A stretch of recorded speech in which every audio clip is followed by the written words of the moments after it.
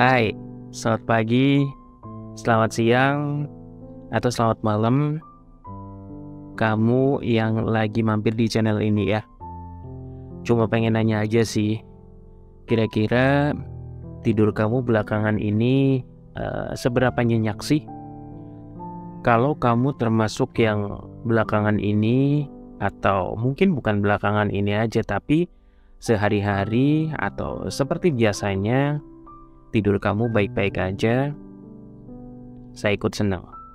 Tapi buat kamu yang mungkin belakangan atau sesekali atau kayaknya sering banget ngalamin yang namanya ketika kita lagi tidur tiba-tiba kayak ada dentuman keras. Ketika kita tidur tiba-tiba kayak kita tuh mendengar ada letusan sesuatu gitu ya. Ada ledakan sesuatu, ada bunyi tembakan, atau ada bunyi-bunyi yang bikin kita itu kaget ketika kita bangun. Gara-gara suara itu, kita rasanya tuh kayak deg-degan, capek, terus kayak keringetan gitu ya. Nah, barangkali ada di antara kamu yang pernah ngalamin, atau sering ngalamin, atau baru-baru ini lagi kayak ngalamin banget. Bisa jadi kamu lagi mengalami yang namanya sindrom kepala meledak. Adakah di antara kamu yang familiar dengan istilah sindrom kepala meledak? Mungkin ada di antara kamu yang sudah familiar. Ada juga mungkin yang baru tahu, apaan?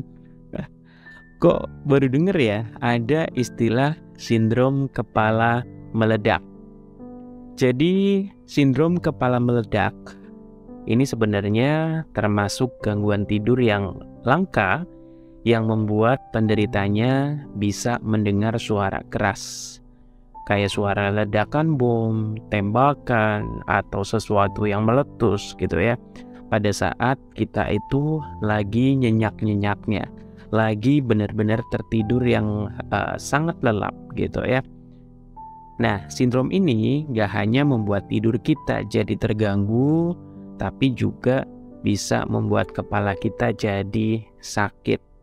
Jadi di sini kayak suara keras ledakan bom, atau mungkin kayak bunyi tabrakan sesuatu gitu ya yang sangat besar, atau letusan tembakan gitu ya yang kita dengar. Menurut para ahli, ini katanya hanyalah sebuah halusinasi. Tapi bagi mereka yang benar-benar mendengar suara tersebut, rasanya kayak nyata banget gitu ya. Jadi kita kayak, waduh, ada pertanda apa ya? Waduh, kok kayak beneran kita kayak lagi di tengah situasi bencana gitu. Terus kayak kita tuh rasanya deg-degan, keringat dingin segala macam gitu. Terus kadang-kadang kita jadi kepikiran, ini apaan gitu ya. Terus kok bisa? Nah, selain mendengar suara ledakan, kemudian letusan, ataupun dentuman yang keras, ternyata ada beberapa gejala lain yang bisa dirasakan penderita ketika sindrom kepala meledak ini muncul. Nah, kemarin kebetulan ada salah satu teman saya yang juga tiba-tiba chat, kamu pernah gak sih ngalamin ketika lagi tidur begini dan begitu gitu ya. Nah, saya juga kaget. Kagetnya ya, loh, ternyata bukan cuma saya doang yang ngalamin gitu ya. Ternyata ada orang-orang di sana yang mengalami hal yang sama. Ketika tidur, kita itu kayak dengar sesuatu yang meledak, sesuatu yang sangat membuat kita ketakutan gitu kan. Rasanya kita kayak melihat kilatan cahaya yang datang bersamaan dengan suara keras gitu ya, kayak suara-suara petir yang menggelegar disertai dengan kilatan cahaya gitu kan. Terus pada saat itu kita kayak deg-degan, terus kita takut, ini apaan ya, ini pertanda ada apa. ini kira-kira mau terjadi apa gitu ya. Apalagi buat kamu yang mungkin baru ngalamin ini, mungkin bertanya-tanya, ini kenapa sih gitu ya. Tapi buat yang udah sering ngalamin mungkin ya anggapannya mungkin ini kayak semacam mimpi buruk. Nah, kira-kira apa sih yang menyebabkan kita terkena sindrom kepala meledak atau tiba-tiba kita mengalami peristiwa tersebut? Nah, ternyata penyebab sindrom kepala meledak ini sebenarnya belum diketahui dengan pasti ya. Tapi kalau menurut para ahli, mereka meyakini bahwa kondisi ini sebenarnya disebabkan oleh beberapa gangguan pada sistem saraf. Nah, selain itu, mereka juga meyakini bahwa sindrom kepala meledak ini sebenarnya karena yang ngalamin sindrom ini lagi punya gangguan kecemasan. Bisa jadi mungkin ketika kita mengalami sindrom kepala meledak ini, sebenarnya kita mungkin lagi menderita stres berat. Jadi pikiran kita lagi gak karu-karuan, kepala rasanya kayak mau pecah, terus kayak tawuran gitu ya, kayak aduh udah gak karu-karuan lah pokoknya isi kepala. Atau mungkin bisa jadi karena kelelahan, karena mungkin beban kerja yang belakangan ini cukup berat. Nah, ini sebenarnya bisa menjadi salah satu penyebab gitu ya. Terus gimana coba cara mengatasi sindrom kepala meledak? Nah, kalau menurut beberapa artikel yang saya baca, sebenarnya nggak ada penanganan khusus untuk mengatasi sindrom kepala meledak ya. Tapi ada beberapa cara yang mungkin bisa kita coba untuk mencegah munculnya atau kambuhnya sindrom kepala meledak. Nah, ini yang penting banget karena ini sangat erat kaitannya dengan yang namanya stres. Seperti yang tadi di awal saya udah cerita sedikit bahwa salah satu penyebab dari sindrom kepala meledak ini adalah bisa jadi indikasi bahwa kita itu sebenarnya lagi stres banget. Nah, berarti salah satu solusinya ya kita harus bisa mengelola stres itu sendiri dengan baik. Ya, caranya nggak usah yang mumet-mumet gitu ya. Maksudnya caranya nggak usah yang aneh-aneh. Cukup kita istirahat yang cukup, kemudian kita bisa mencoba untuk relaksasi atau meditasi gitu ya. Atau mungkin mandi air hangat juga boleh. Nah, sebelum tidur, pikiran-pikiran negatif, hal-hal yang membuat kita overthinking segala macam, kalau bisa buang dulu.